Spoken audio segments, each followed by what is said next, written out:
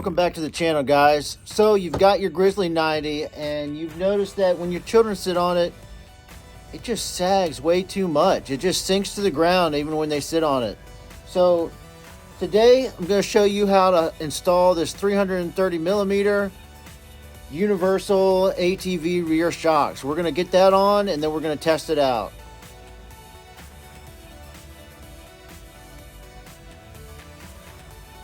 So the first thing we're going to do is we're looking down here at the bottom. We're going to undo this bolt right here. There's a nut on the other side, but we're going to get this one out right now. All right, so on this bolt over here, we're using a 14 millimeter wrench.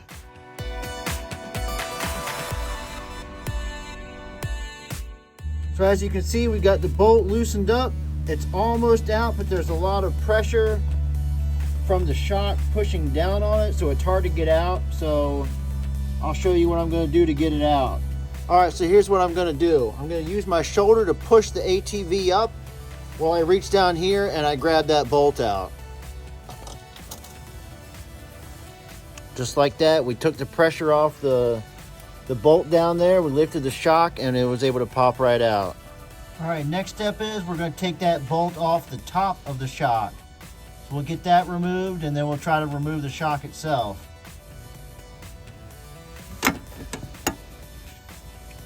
Well, as you just saw, my little attachment broke off right inside the socket. I had like a little, I think 3/8 to 1/4 inch adapter. It broke off right inside. Don't buy cheap tools. Back in business.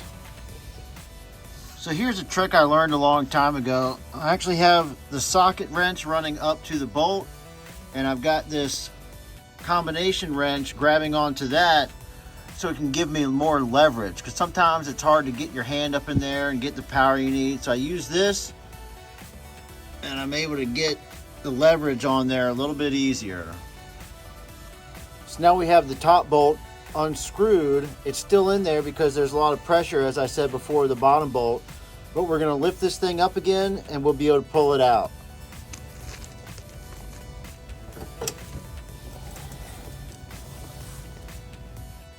All right, so right now we got the top and the bottom bolt removed. Now we're going to try to figure out how to get this shock out of here. All right, so I figured out how to get it out. It was a little bit easier than expected. So here we go. I'll show you how we're going to get this shock out.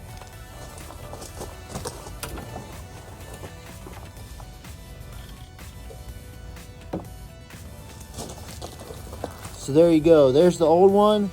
You can see that the spring itself is thinner than this new one. So we're going to get this new one put in and test it out. So as you can see, I'm just using this little short ladder just to hold the frame up while I get this shock attached on the top.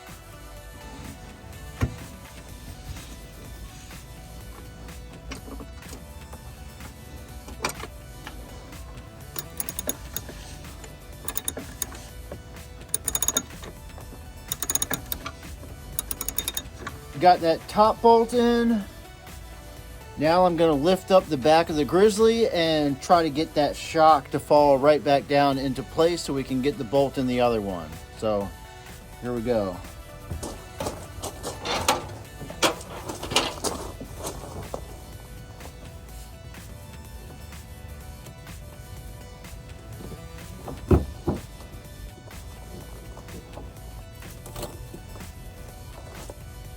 So right here is the hole that we're going to get this bolt through. As you can see, it's not exactly lined up.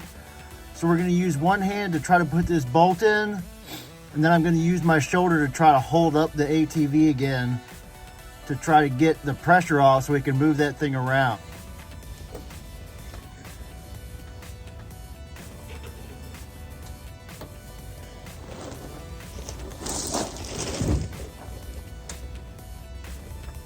That's it. We got the bottom bolt, we got the top bolt in, so the shock is all mounted up.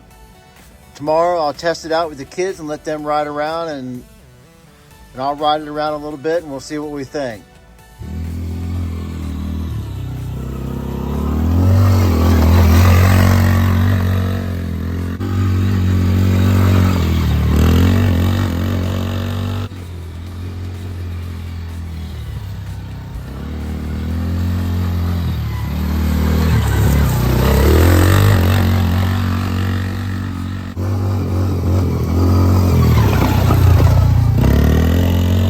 So we got the shock and spring all installed.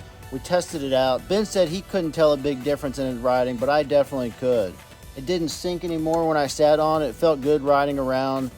So I'm glad I put that on. So with that, please remember to like and subscribe this video if you want to see more of our content.